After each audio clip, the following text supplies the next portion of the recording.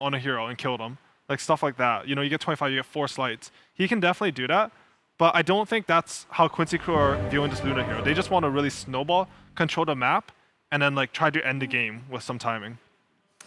I agree that Quincy have to end it as early as they can, and I do think NoPing have the late game advantage. So I believe in their ability to take it late game. I'm gonna lean towards lean on the that Dusa. I mean, it's a safe bet. NoPing found a great deal of success in it, and I feel like the 15 to 20 gap has gotten much harder though. And so in the much DPC, harder. it looked good. 7.29D. Yeah. Who knows? And I know you're all waiting for some Dota. It's been a while, so let's give it to you. Game number 1, Quincy versus NoPing. Welcome everybody. Suns fan here with Cinderin. If you look behind us, well, we can't actually see the heroes, but who would you cuddle with back there? What hero would you cuddle with, Cinderin? Pick a hero. To cuddle with? Yes. You can do it. Luna. Incorrect. The Mount of Luna, Nova. Oh. Luna, as we know from the anime, is the literal psychopath. She gets a lot of her attributes from BSJ. But let's get started with this best of 3. Quincy crew versus NoPing. We've been waiting for some dotes, and we're going to get it, young man. Finally get to see Quincy crew after many a months or weeks, or you lose track of time when you watch Dota, but I'm the true expert of Quincy crew, Cinder, and you're the expert of NoPing, I know. So we're going to do just fine here. What do you think of these lineups? I think based on what we've seen so far in the tournament, probably NoPing with the more like standard lineup, so to speak. The Luna has only really been played with success by Team Nigma so far. I think maybe one other team has managed to grab a win. We saw Liquid get knocked out on the hero. That was its actual first loss in the tournament. Going into that series, it was 5-0. So we'll see if it can keep that dominant streak alive. And Venomancer, which has not been a very popular hero either, is going to be run here by Leslau in the offlane as a position 3. So from a personal perspective, I really like Quincy's lineup. I like what they're doing here. I am a big fan of Luna strategies that come together and really want to fight, and that's the kind of ballpark that Veno thrives in. So it makes a lot of sense to me to pair that with Elder Titan. And that kind of lineup needs catch, so you've got that from the Ember and the Line. So I just think that's very well-rounded and nice, but as far as the meta goes, NoPing with some really strong heroes right now, getting their hands on both Nyx and AA. Probably regarded as the 2 single best supports right now. So. Yeah, we were talking pre-draft. No AA ban to start things out. He's actually there in the 2nd phase, so pretty crazy how... I mean, all these metas kind of develop with each specific tournament, so it's kind of cool to see like what regions end up favoring what type of heroes, and we see a little bit of pressure here onto Mr. Pandaboo, as Matthew actually takes out a courier in the bot lane. But when you get to like the mid-late game, who do you favor in the current meta? Like the Medusa, who has been nerfed, or Luna, who has had, I mean, I want to say not great success to start, but has actually started showing her true colors as a pretty decent carry these days? Just in a flat carry versus carry matchup is actually kind of weird because both heroes are spread damage carries, right? They're not like very strong at single target, either of them. So mostly it will be around the supporting cast, like who gets to land that spread damage in the fight. And as far as it, I think it's pretty even. Like both teams have great ways of setting it up. Slide Chains, ET Stomp, and Earth Spike on the Radiant. And on the die you have X-Mark, you have Nyx Carapace, you have some really strong slows between AA and Timbersaw. So really, I think the item to look out for in this game is actually largely going to be Dispel. It's like getting BKB, getting Manta Style, Force Staffs, Lotus Orbs, anything that can allow you to outmaneuver the opponent in these fights. And those items really are the name of the game against Veno, right? Like this hero is all about slowing enemies, keeping them in position in a small contained area. And the moment you can break that like stalemate and get on top of a hero like Veno, it's actually relatively weak most of the time. Right. And from Quincy Crew's perspective, obviously LOA, also known as SVG. They have a lot of alternate names. Leslau, Lelis, SVG, LOA. Oh, that's a misstun. Matthew? Not going to get stomped. Truly here. unfortunate, but yeah, some harassment coming the way of MSS. But LOA getting to play one of his patented Elder Titan games. And mid lane, you can just see the discrepancy right now. I mean, this is what Quinn kind of does. Doesn't really matter on the region. He absolutely destroys just in the CS alone. 19-1 to Dark Mago's 11-0. So off to a very good start for Quincy Crew in the mid lane. I don't remember who it was that told me this, but this is a player versus player matchup that Quinn is very comfortable with. I think he has played against this guy a lot, especially in NA pubs. Darkmago, obviously one of the high-ranked players as well, coming out of SA. And this matchup, Kunkka versus Ember, is one, if you've played a lot of mid in the last few months, this is a matchup you've definitely both played a couple of times. Kunkka was very popular, I want to say 2 months ago, and Ember has kind of come and gone over the years even. So you've definitely played this before. And I do think Ember, by maxing out the Flame Guard and Sleight of Fist, has a good chance in this game of just pushing out the lane. As Darkmago might try for something here. It's not going to be a kill, but it's going to be good damage. Oh, Tidebringer does a lot of damage, but yeah. Torrent not so much, just basically takes off the Flame Guard. Yeah. But yeah, I mean, I agree though that both lineups look relatively even. Like, I don't think either side have outdrafted each other. But then again, the crazy thing about watching both these teams play is we haven't seen either of them play in so long. So we've seen some teams kind of go straight into that lower bracket, like the alliances of the world. But it just kind of depends on, you know, who you've been scrimming. Because I talked about this on the panel the other day. And not just about how much you're scrimming, but who you're scrimming against. Because a lot of the teams that you want to scrim are in these like group stage or wild cards. Some of those are already eliminated. Maybe they didn't have the right strategies, and that's who you've been practicing against. But we might see our first blood here up top. Pandaboo. Actually, they're going to yield on MSS and Leslau. I thought maybe they were going to pursue that, but respecting the double Fairy Fire and Sticks. As Matthew... Lucent Beam, the Spike Carapace. All right, LOA.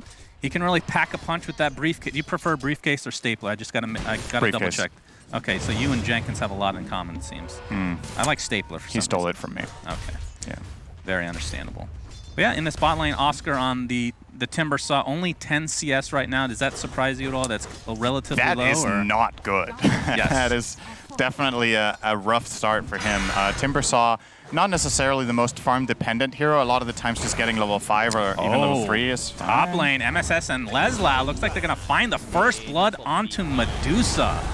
So HFN. And meanwhile, mid lane, Quinn gets some help from LOA, and they take down Darkmago. So Quincy crew off to a very good start. And we talked about the lack of CS here for Oscar. It feels like they're winning all 3 lanes right now. Yeah, they're definitely well ahead right now. Obviously, you're looking at Veno also sitting on that 15 CS mark in the top lane, but Veno is considered really bad at CSing in the start. Has bad base damage, doesn't have the best stats either in general to just stand its ground if it gets pressured early on. Right. So the fact that your Veno and the enemy Timber are neck and neck on CS, although Veno even has 10 denies, which is actually pretty incredible. Yeah, Matthew's going to take a gale to the face here. MSS with the Earth Spike to follow, but here come the reinforcements for NoPing. It looks like it won't really matter, though, as Matthew takes a tumble, and they're not going to get any trade whatsoever. Lelis able to get some tango action there going as well, so he's going to be back in fighting shape. And for a brief moment there, we had a 2k gold lead for Quincy after 5.5 minutes. So it's a very big lane win coming out from them so far. I mean, would you say just coming in that Quincy crew are the favorites in this best of 3 without like seeing any lineups whatsoever? I would definitely favor them. But a big part of that for me is also about player knowledge, right? Like, I'm more familiar with their players. I know more how they play. I know they have more international experience at big events, right? Especially noteworthy players on Quincy for, well, actually, honestly, all of them, right? Have quite a lot of international experience. The one with the least might almost be Lelis, actually. Yeah, possibly. The VGJ Storm lineup that played at TI8 had SVG has played 2 or 3 TIs now, I think. MSS has played more. He's played since back at TI, I don't know, 3, 4? He's been here basically forever. He's played a lot of TIs, and yeah, these are very experienced gentlemen. Don't know if they're actually gentlemen, but they're experienced. I've heard nothing but bad things from AUI, but after meeting MSS several times throughout the years, one of the nicest human beings in the world, which makes me question where Curtis' true allegiance lies here. As HFN doesn't have a whole lot of mana, but gets it a lot back with that Mystic Snake. Darkmago has made a rotation here. Leslau just going to TP out. Torrent is going to connect the LO, but they don't have vision. And Darkmago trying to wrap around the trees here, but there's the Earth Spike. Seems like he didn't have enough. Oh, nice. Oh, okay. My goodness. That felt good. Easy, papa. Yeah, this is where the voice lines definitely come in handy. All right, that is a much-needed kill for NoPing. And, I mean, from their perspective, like, what's their game plan? Is this... Because, again, the Medusa, after all these nerfs, like, I'm used to just her going into the triangle, farming for 20 minutes, and then being literally unkillable. As we see a stack being potentially taken out by Quinn, but you can see the Tidebringers there for Darkmago. Quinn trying to dodge out this this damage here with that Flame Guard does clean up a couple creeps. That's exactly what you want to do here, is you disrupt this stack here. This is actually one of the biggest strengths of Ember against Medusa, is the ability to contest stacks early on. A lot of the time, Medusa lineups won't have a lot of single target lockdown because they're rather team-oriented and grouping up around the Medusa, buffing her up, protecting her. And Ember Spirit can just go and steal this. Oh, this could be a really bad fight for NoPing if Quinn gets to heal up fast. He has dropped the Remnant to connect. They're Galed on HFN, and actually, never mind, only HFN is Galed. But yeah, they've just completely dodged out of their own jungle right now as... Oscar will get the bot tower. Yeah, so Oscar off to, a slow start, but now he's pretty high level. Level 7 right now, gets that tier 1 tower, and this is where, Timbersaws really shine. This is only 9 minutes. Are you surprised they didn't try to contest that at all, considering it's just a solo Timber right now? I think they put MSS down there, but they're probably discussing, like, how do we even kill this guy, right? Like, how big of a rotation do you need to make to defend this tower? And probably made the assessment that it's not worth it. Like, let's focus on the other side of the map. Let's try to shut down Medusa instead, which they did. Stealing these stacks is actually really impactful. And it looks like they're even looking to steal the other side. Yeah, this would be big. You got the Astral Spirit coming with a little bit of vision there, but on the other side, Timbersaw is starting to get into some action as well, but he's kind of isolated. Echo Stomp is there for LOA. MSS not quite level 6, so no Finger of Death coming out. Dark Magoo getting gone on, but the boat, will it connect? No, Quinn jumps in. Beautiful Sleight of Fist into the Remnant, and now he can just start cleaning up this stack. They really don't have anything to contest. Even with this AA and Nyx Assassin here, they can't do much right now. Oscar, Quinn probably gets out now, or attempts to at least. Echo Stomp is going to be there onto 2. And with that, Quinn should have enough space to just TP out if he really wants to. Out of Remnants right now. Or actually, he does have one down. Yeah, he dropped one behind himself, so he can actually reconnect on this one when he comes back to base. Ooh. Got his hands on the Fairy Trinket. Really good item on Ember. One of the best neutral items you can get for this hero. Spell damage and CDR is very, very nice. Oh, sorry, not CDR. Mana cost reduction, not CDR. That would be crazy if it had CDR. It's already kind of a crazy tier 1. It's still really, really good. Yeah.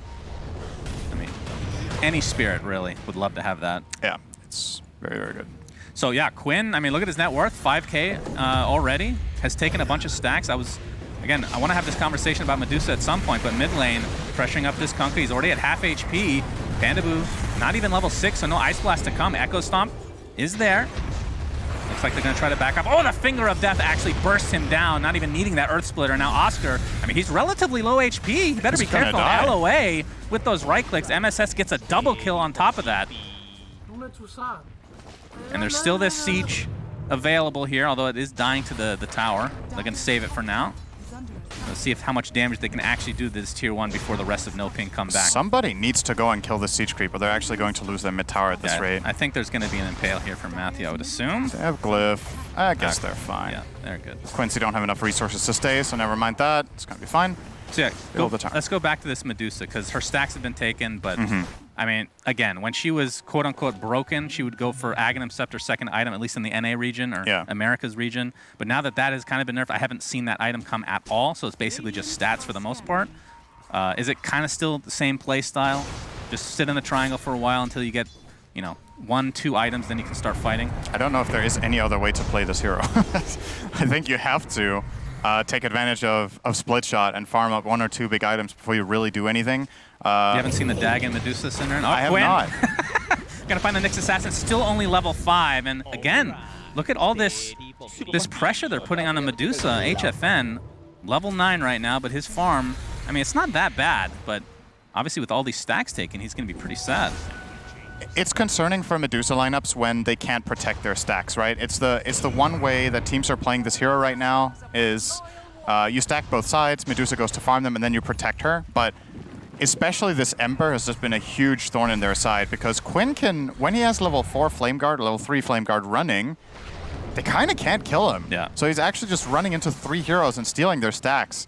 And if they try to fight into him, they run the risk of getting hit by a Gale, getting hit by a Titan Stomp, or getting stunned by Lion. And if any of those 3 things happen, you're going to die. So Quincy have really taken full advantage. At this stage of the game, it's mostly magic damage on NoPing. So yeah, you're right. The Flame Guard Guard's amazing. Very value. Absolutely. And he hasn't even maxed it, right? He put 3 points only. He's prioritizing getting more points into chains so he can look for the kills. You can see a Sentry here is going to spot out Matthew.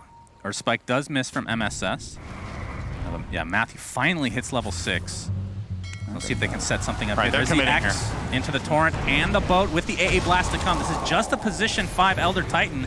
Can they even get him? They finally do before the Echo Stomp comes off, but see if Quincy Crew can turn this around. Quinn and company have tried to save, or come in numbers at the very least. Matthew will be bursted down by Quinn, so it's a 1-for-1. Eclipse did come out from Yawar, able to get a second kill as a result. And this looks like a tier 1 mid now in Quincy Crew's name. Yeah, very easily going to be able to grab this. And I think you keep doing this. I think you keep playing like this for Quincy for a little while. Keep building your advantage. Again, play around your Ember Spirit. He's now finished the Maelstrom, so his damage is taking a huge ramp up here. It just, it's kind of beautiful to watch because this lineup is so... It's like really straightforward for them to do what they've got to do. They need to execute it well, obviously, but the way their heroes connect is very, very nice. And the Luna is free to do whatever she wants. She wanted to join there and use Eclipse and get a kill. Great. If she wouldn't have joined, her team wouldn't have complained. Like, Yawar is basically getting the whole map at his disposal for the last 10 minutes. You just do whatever you want, dude. Farm your items. We're going to make spaces for. This is kind of reminiscent of some of these other teams in the tournament, how they've played, especially like LGD with Ame in some games. Comes to mind where he would be playing like an Anti-Mage or a Terrorblade, and the other 4 are just... It's not really for Protect 1. It's just was for a smoke fighting. to start things out for Quincy Crew. Dark Mago was the target to start with. Looks like he's going to back up just fine. Matthew gets hit by a Gale. He's in trouble, see a actually. Spirit Vessel applied as well into the Elder Titan ultimate, but the Spike character base is going to dodge a little bit of that, but he's going to be destroyed very shortly after. Looks like SNY was just picked up from Medusa, farming a little bit better than I thought, but Quinn is going to get AA blasted, but in the meantime, will be pressured here. Remning out. Oh my god, he's actually going to get out of this. Mystic Snake will connect. He's fine. Not sure he's going to get bursted down thanks to the AA blast. So he's just going to reset here. Stone Gaze buys successfully to LOA, but now they can just turn this around. Look at HFN just evaporating. Finger of Death comes out as well, so it's a 3-for-1, and now Dark Mago and company are in a lot of trouble. That's going to be the 4th. Timber saw the lone remaining member of NoPing. Oh, sorry, Matthew's still there. No offense, Matthew. Well, he respawned. Yeah, he just respawned. So he's so low level that it looked like he was never gone. That's one benefit of being a low level, I guess. That is true. I mean, 6K net worth lead at 15.5 minutes. Yeah, and it's not just the gold. It's the way that every single fight has been going. Really does feel like Quincy are just outclassing them at every turn. And a lot of it comes back to the start of the game, right? With the Kunkka versus Ember Spirit lane, where Quinn built himself an advantage, found the kills, and the Kunkka was struggling to find the same impact, even though there's a lot of good X-Mark targets in this game. And basically everyone else than Ember is very susceptible to getting caught, but they haven't been able to connect in the same extent that Quincy have with their spells. A little bit of harass on Oscar. I don't think they're going to commit on this at all. And I still have a couple charges on that Spirit Vessel from Leslau, who is disgustingly sporting Arkosh Gaming. That is just not even his own team. And I will say, it is hard to play from behind against Venomancer. This hero is so good when it gets ahead, because you basically build a house in some area of the map, and it's kind of like having 2 Observer Wards non-stop that the other team doesn't have. You just place Plague Wards, just that these Observer Wards also deal damage and steal your farm. So you can see Leslau just building into this triangle, just controlling the area. And if NoPing want access to their triangle, they can't just walk in there with their Medusa like usual. Right. They need to make a team rotation to even take the area back, or have, say, in this case, Timbersaw go in and do it. Dark Mago looks like the Echo Stomp into the splitter. And yeah, he is completely surrounded. Will be a kill for Quinn this time around, who's 2nd net worth right now. I mean, Yawar is really the story, though, in terms of the farm. He is 10K already. He is huge. Looks like, I mean, he has the Dragonlance M and Mask of Madness. Will actually be, I mean, it's a casual Yasha, it looks like, so it's going for BKB next. Yeah, I think it's a good choice. You're probably going to get this BKB and go Roche, and then you can choose to try to end if you're feeling really powerful, or you can use it to take all the outer towers. Realistically speaking, from NoPing, getting a good fight off probably relies on finding the backline with Nyx, AA, and Timber. Going on the front line is very ill-advised into BKB with the kind of lineup they have. All right, trying to burst down Leslau. They'll be successful. He gets off his Poison Nova in the meantime, so a couple hit members of NoPing are going to tick out here. They're going to get the trade onto the AA, and now Matthew looks like he's on the wrong side of the trees here. Double kill for Quinn. They did lose their off lane, though. So I think at this stage, NoPing will probably take that. Well, looking at the KDAs so far of the game, 2-for-1 is a very major improvement over their previous score of 15-3. Yeah. So a 5-for-1 would have been a break even mathematically. Man, you love the maths, don't I you? do. No, Echo Stop. I love number. Do they have the, yeah, Yawar with the Eclipse. They're going to set it up with that Impale into the Finger of Death.